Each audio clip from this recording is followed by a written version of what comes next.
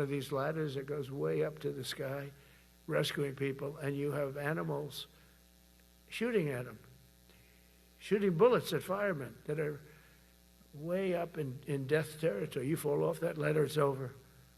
It's over. They don't even have to inspect you when you hit the ground. And you have people shooting bullets at them in some of these inner cities. We're not going to let that happen.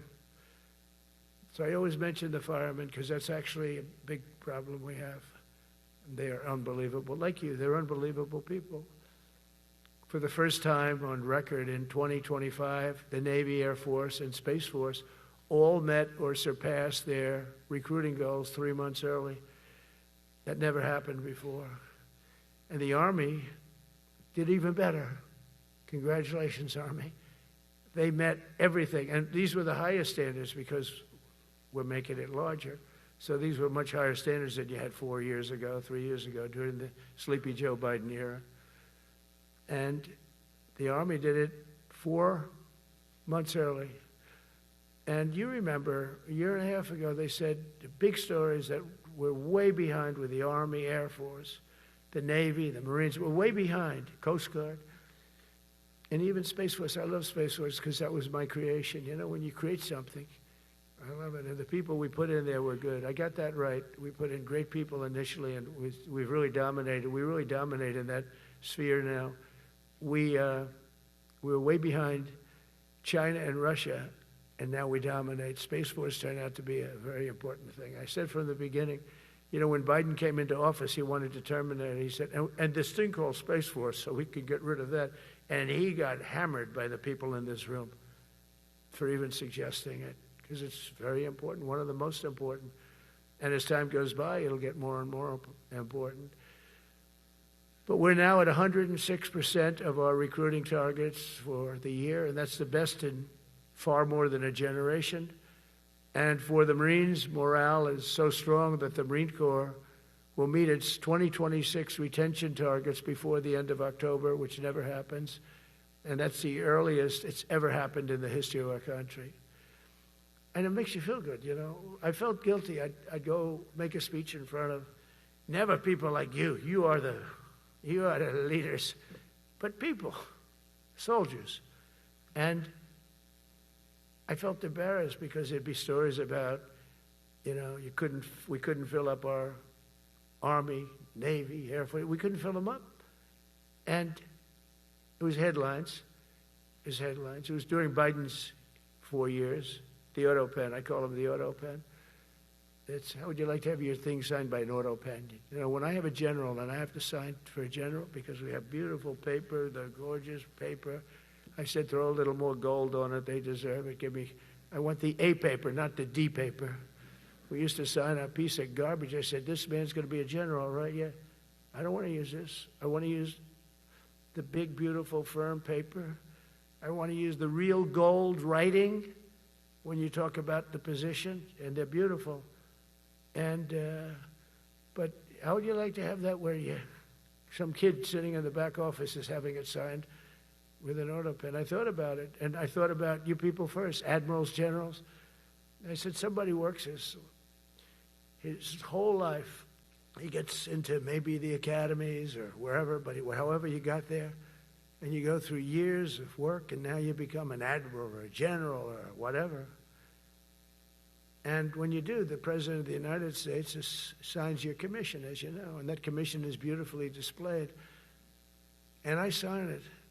Actually, I love my signature. I really do. Everyone loves my signature. But I signed it very proudly, and I always think to myself, how can you have an auto pen sign this? It's just so disrespectful. To me, it's just totally disrespectful. And it turned out that almost everything he did was signed by auto pen, except for when he gave his son, Hunter, pardon. He signed that one. And that's actually the worst signature I've ever seen. That was the bad. The auto pen looks much better. But as leaders, our commitment to every patriot who put on the uniform is to ensure that American military remains the most lethal and dominant on the planet, not merely for a few years, but for the decades and generations to come, for centuries. We must be so strong that no nation will dare challenge us, so powerful that no enemy will dare threaten us, and so capable that no adversary can even think about beating us. And we've had it recently. I had India and Pakistan were going at it, and I called them both. And in this case, I used trade. I'm not going to trade with you. Used to two nuclear nations, big nuclear. And no, you cannot do that. I said, yes, I can. You go into this frickin' war that I'm hearing about. You know, actually, they just shot down 7 planes. 7 planes, it was starting. There was a lot of bad blood. And I said, you do this, there's not going to be any trade. And I stopped the war. It was raging for 4 days, but that was just the beginning. And we stopped it. It was a great thing. And the Prime Minister of Pakistan was here, along with the Field Marshal, who's a very important guy in Pakistan. And he was here 3 days ago. And I didn't even realize it as beautiful as he said it, but he said that to a group of people that were with us, 2 generals, but a group, he said, this man saved millions of lives because he saved the war from going on. And that war was going to get very bad, very, very bad. President Trump saved millions and millions of lives. That was a bad war. And I was very honored. I loved the way he said it. Susie Wiles was there. She said that was the most beautiful thing. But we saved a lot of them. Saved a lot of them. Even in Africa, we saved the Congo with Rwanda. They've been fighting for 31 years, 10 million people dead. I got that one done, and very proud of it. So if this works out, we'll have 8 in 8 months. That's pretty good. Nobody's ever done that. Will you get the Nobel Prize? Absolutely not. They'll give it to some guy that didn't do a damn thing. They'll give it to a guy that wrote a book about the mind of Donald Trump and what it took to solve the wars. And he'll get the Nobel Prize will go to a writer. No, but well, let's see what happens. But it's be a big insult to our country. I will tell you that. I don't want it. I want the country to get it. But it should get it because there's never been anything like it. Think of it. So if this happens, I think it will. I don't say that lightly because I know more about deals than anybody. This is what my whole life was based on. And they can change, and this can certainly change. But we have just about everybody. We have one signature that we need, and that signature will pay in hell if they don't sign. I hope they sign for their own good and we create something really great. But to have done 8 of them is just like such an honor. And then we have Putin and Zelensky. The easiest one of them all. I said, that one I'll get done. I thought that was going to be first. The others were much harder, some of them. Azerbaijan this was going on for 36 years. They said, it's not solvable, sir. Don't do it. I said, I will do it. I will do it. And I got on the phone with the 2 countries. They were great. They were great. I knew immediately. I knew as soon as I started talking to them, we're going to solve that war. We did. Now they're so happy. Now they're friends. One said he's been president for 32 years, 22 years. He said, for 22 years, I did nothing but kill his people. They were in the room together at the Oval Office.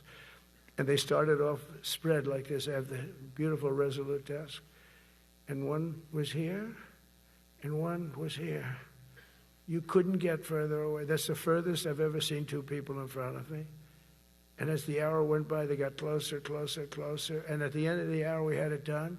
And they hugged and hugged and hugged. And I said, that's so nice, and you're going to remain friends. And I spoke to them, one of them the other day. He said, no, he's now my friend. But for 22 years, he's been the head of Azerbaijan for 22 years. And the other guy, great guy too, 7.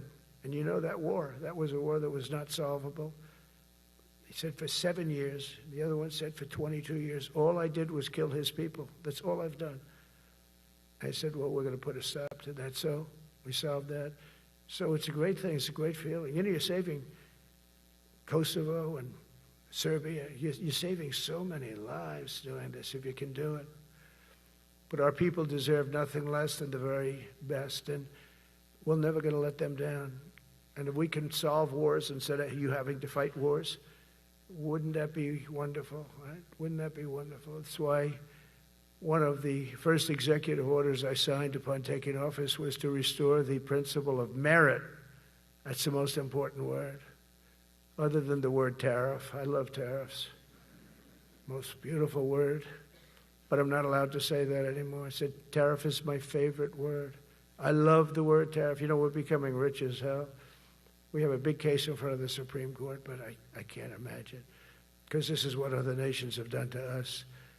And we have, great legal grounds. But you still have a case. It would be very bad if something happened. But I said, my favorite word in the English dictionary is the word tariff. And people thought that was strange.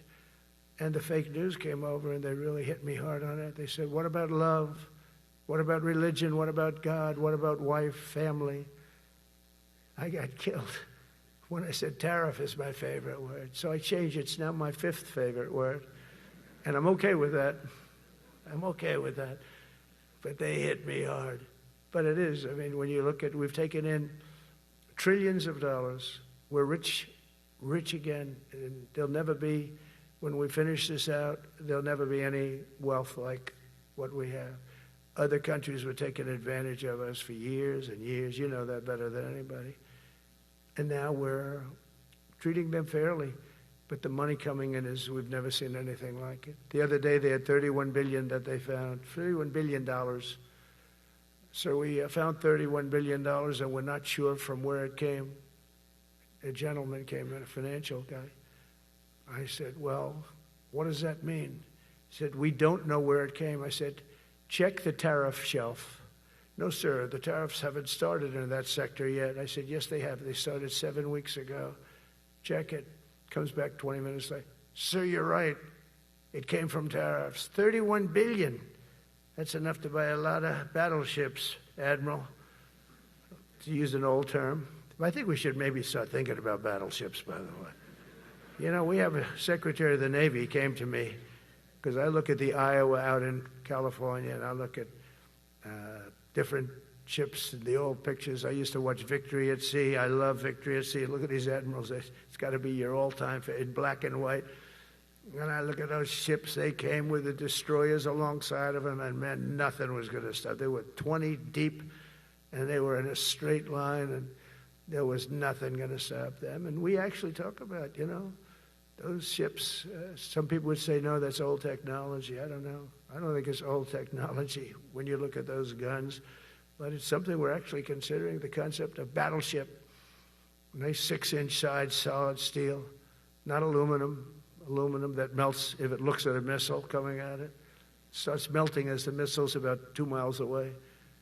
Now, those ships, they don't make them that way anymore. But you look at it, and your secretary likes it, and I'm sort of open to it. And bullets are a lot less expensive than missiles. A lot of reasons. I should take a vote, but I'm afraid to take that vote because I may get voted out on that one. But I tell you, it's something we're seriously considering.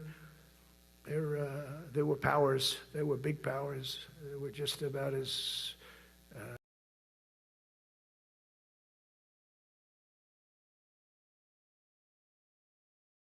mean and scary as you could be. And so we're looking at that. One of the biggest cases that we won was the decision of the United States Supreme Court to allow us to proceed on the word merit. Merit. So those two words are right up there. So this is, I would say, the opposite, if you ask for a definition, the opposite of political correctness. We went through political correct, where you had to have people that were totally unfit to be doing what you're doing for many reasons. I won't get into them. But for many reasons, they were unfit. Now, it's all based on merit. That was such an unbelievable decision. I didn't expect we were going to win that one. We went in.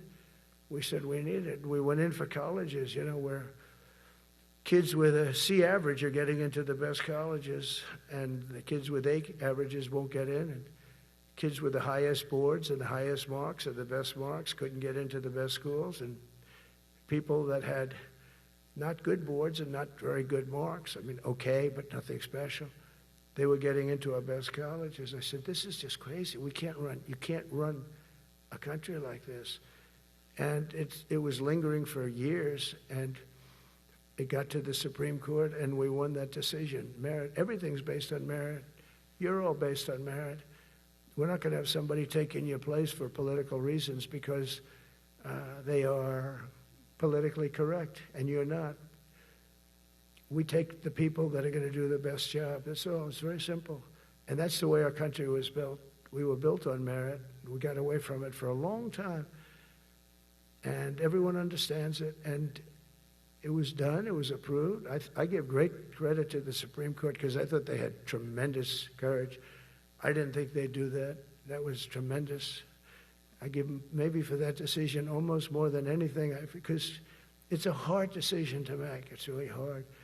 The apparatus of our country was not set up for merit. It was set up for political correctness. And you can never be great if you're going to do that. And we're going to be greater than we ever were before. We're bringing back a focus on fitness, ability, character, and strength. And that's because the purposes of American military is not to protect anyone's feelings. It's to protect our republic. And it's the republic that we dearly love. It's to protect our country.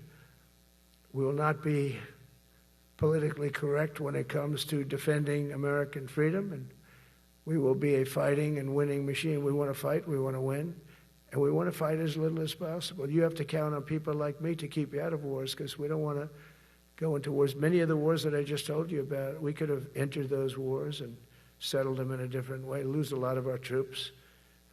And we could have settled them, I guess, differently. Maybe not, actually. Actually, you might not have been able to settle them. We just would have been in the middle of a lot of firepower.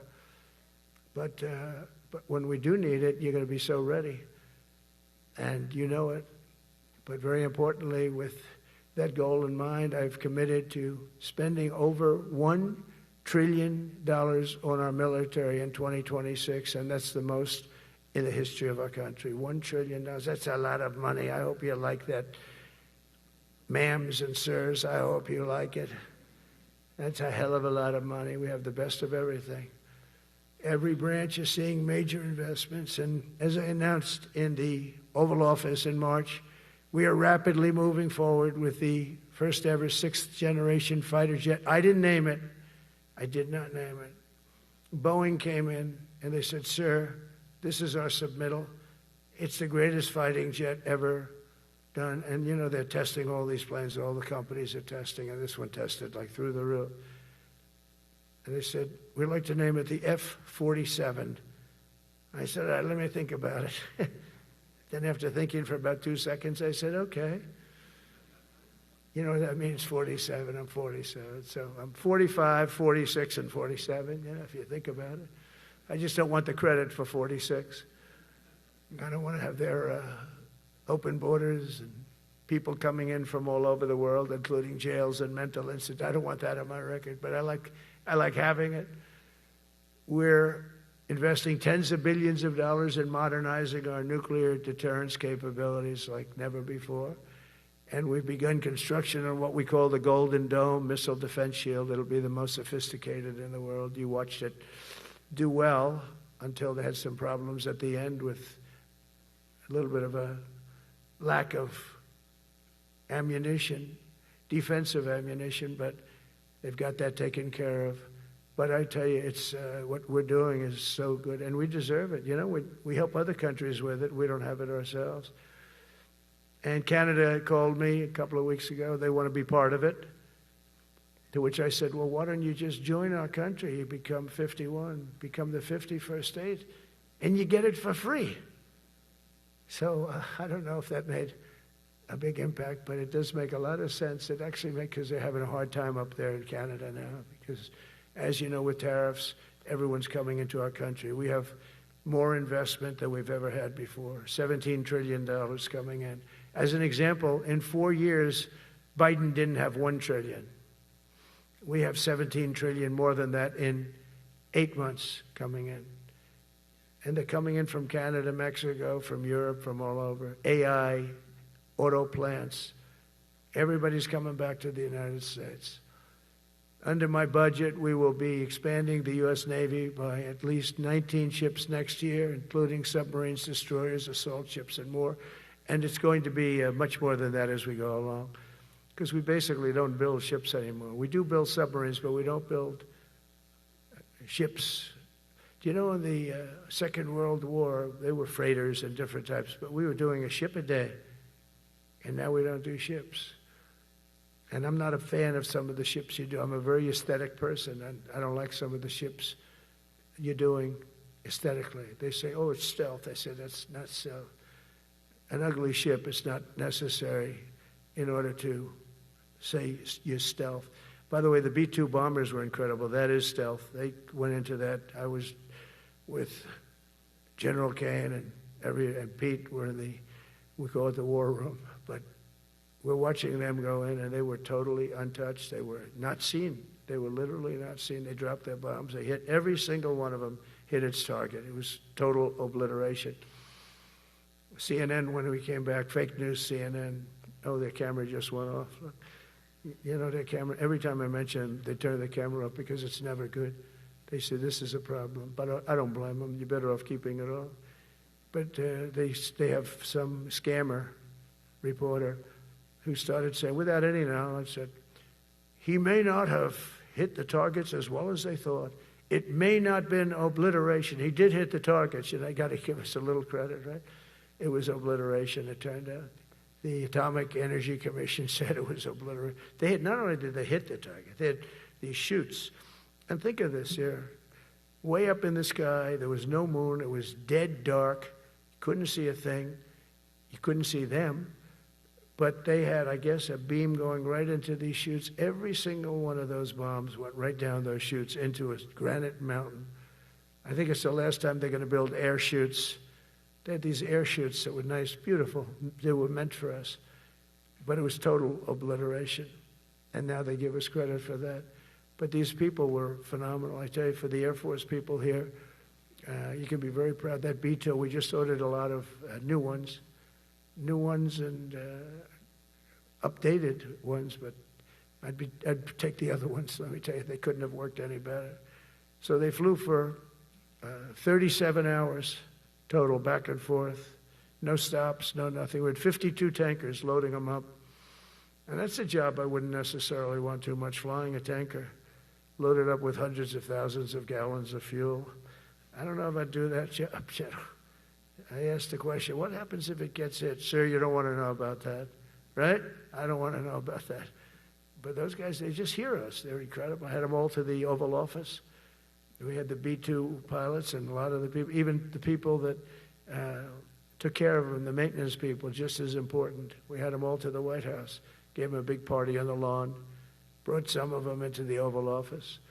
But on top of all this, we'll deliver a hard-earned pay raise of 3.8% to every soldier, sailor, airman, Coast Guardsman, Space Guardman, and Marine, something you weren't getting from the past administration. They did not treat you with respect. They're Democrats. They never do.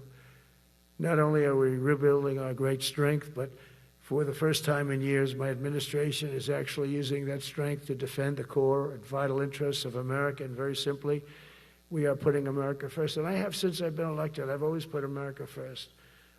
It's sort of simple, you know, when you think. My campaign was run on common sense, and we did great. We got the highest numbers ever received in terms of districts. You know, they have it broken up, 2,500 versus 525. We won every swing state. We won the popular vote. We won everything. We won everything. You have to take a look at the map. It's almost entirely red, except there's a little blue line on each coast, and I think that's going to disappear too. We did really great, and part of it is because of our success with the military, the rebuilding of the military, the vote that I got from the military, and they're vicious people, you know, that we have to fight, just like you have to fight vicious people. Mine are a different kind of vicious, but they spread all these horrible, you know, they made up statements and said what I said about everything, but even about the military. But fortunately, the military didn't believe it. It's hard. You know, they make up a statement and they said, you say it. We had 25 people that said he never said that. 25. We had 25 affidavits. And they said, well, we're going with it anyway. You know, these sleazebags. And that's why the press is really losing all power, because People aren't believing it. We need an honest press. We need borders. We need borders. We need an honest press. We need fair elections. I mean, those three things. And we don't have an honest press. We have a really corrupt press.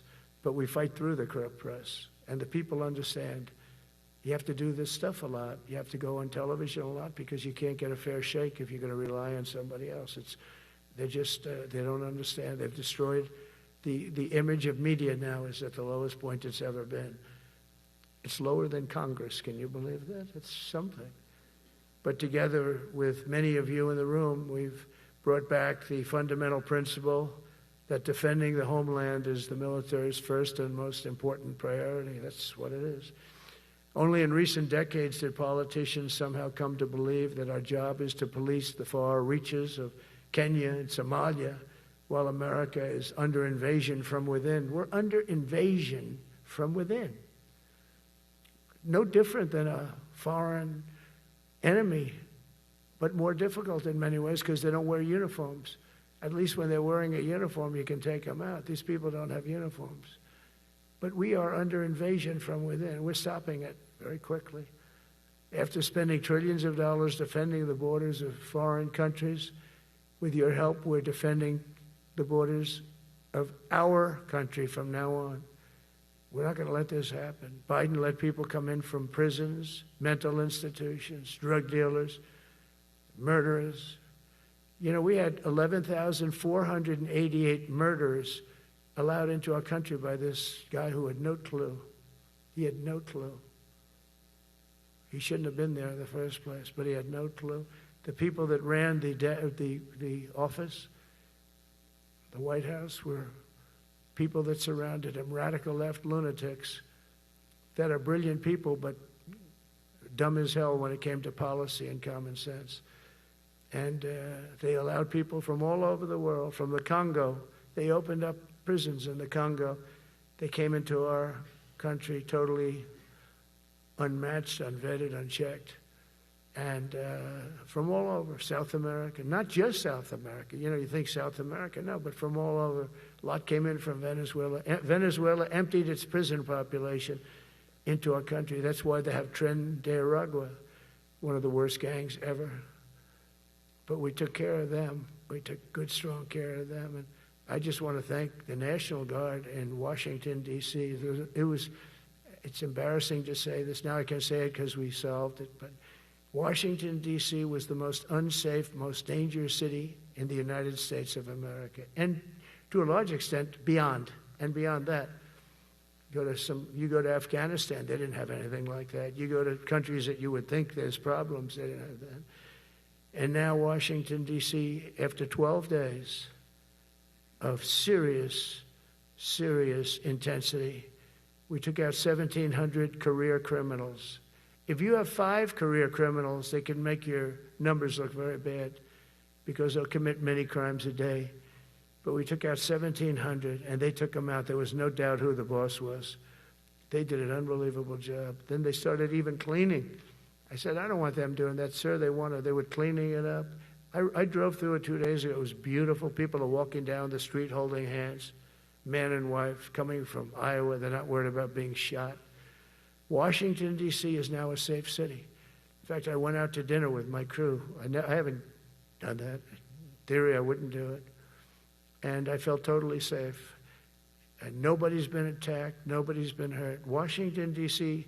went from our most unsafe city to just about our safest city in a period of a month. We had it under control in 12 days, but give us another 15, 16 days. It's perfect.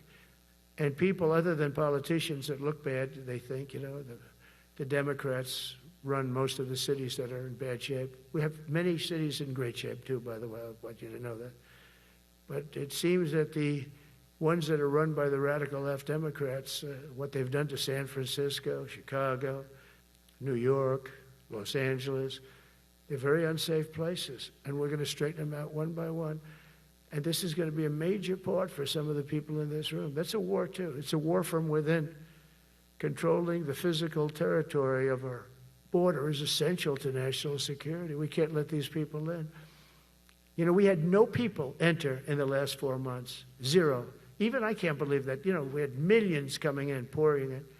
25 million all told, and of those 25 million, many of them should never be in our country. They would take their worst people and their people from prisons and jail, and they'd put them in a caravan, and they'd walk up. CNN was interviewing one person. Oh, why are you coming? I want freedom. Good. Were you in jail? Yes. For what? Murder. He said, you're in for... You had to see this anchor, a young woman. She's like, I couldn't believe. She'll probably lose her job, but because the left doesn't want to hear that. But we're running it based on common sense and based on love of our country. But I want to salute every service member who has helped us carry out this critical mission. It's really a very important mission. And I told Pete we should use some of these dangerous cities as training grounds for our military, National Guard, but military.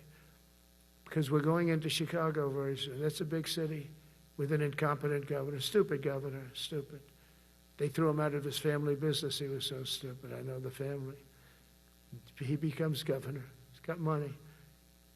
Not money that he made, but he ran for governor, he won, and now he criticizes us all the time. And last week they had 11 people murdered, 44 people shot. The week before that they had 5 people murdered, 28 people shot. Every weekend they lose 5, 6. If they lose 5, they're considering it a great week. They shouldn't lose any. You shouldn't lose any. This is civilization. And he's always up there saying, we're in very good shape. We don't need the military. No, they need the military desperately. How about Portland? Portland, Oregon, where it looks like a war zone. And I get a call from the liberal governor. Sir, please don't come in. We don't need you. I said, well, unless they're playing false tapes, this looked like World War II. Your place is burning down. I mean, you must be kidding. Sir, we have it under control. I said, you don't have it under control, Governor, but I'll check it, and I'll call you back. I called her back. I said, this place is a nightmare. It's certainly not the biggest, but it's one of the worst. It's brutal. They go after our ICE people, who are great patriots and tough job too, but they love it. They love it because they're cleaning up our country. And so you look at some of the things where they took over parts of Seattle. They actually took over a big percentage of Seattle. Think of that. You remember that. That was a while ago. And I sent in the troops, and they were gone. As soon as I sent them in, when we send in the troops, if you have a real leader that says you got to do what you have to do, I put that out the other day. You got to do what you got to do because we don't want our people hurt as they stand by. I was watching during Biden, there were troops standing up like this, brave, standing up at attention, the way I should stand all the time. And I'm like this, and people are standing, and their mouth is this far away from their mouth, and they're spitting at them, and they're screaming at them. And that soldier standing there, he wants to knock the hell out of the person, but he's not allowed to do anything. So they just stand there, and they get abused, and a woman was this far away from his face, and she starts spitting in his face, and he's not allowed to do anything. If it's okay with you, generals and admirals, I've taken that off. I say, they spit, we hit. Is that okay? I think so. They spit, it's a new thing. They spit, we hit. How about the cars, where the cars are coming out? They get brand new cars, Border Patrol, ICE, beautiful, nice new cars. And they're driving along, and they have to go through a gauntlet of rocks being thrown at the car. So here's this beautiful brand new car. By the time it goes 100 yards, it's destroyed. These guys have pretty good arms, some of them. And they're throwing bricks at full force into the window and into the car. It looks like it's a war zone. And I said, never let that happen again. From now on, if that ever happens, and I say it here, you get out of that car and you can do whatever the hell you want to do. Because those people are you can die from that. Those bricks go through the windows. You can die. They'd like it to. They'd like it to go through the window. But this was a couple of months ago. They just kept driving, and bricks are hitting the car. And I said, why aren't they stopping? Because they were under orders from the past administration, never stop. But that's different with us. We stop. And since I gave that order, we haven't had that problem. It's very interesting. It's amazing. It's just like in Venezuela. You've seen the boats going. We can't find any more boats. They're carrying drugs, massive. Every boat kills about 25,000 people. That's what they have. They had fentanyl mostly and a lot of other drugs. And we take them out, and we've taken out 4. So, and it's on air. Everybody gets to see it. Not that we like to do that, but every boat kills 25,000 on average. 20. Some people say more. You know, you see these boats, they're stacked up with bags of white powder. That's mostly fentanyl and other drugs too. And now we have a problem. General Kane says, "Sir, there are no boats out there. Not even fishing boats. They don't want to go fishing."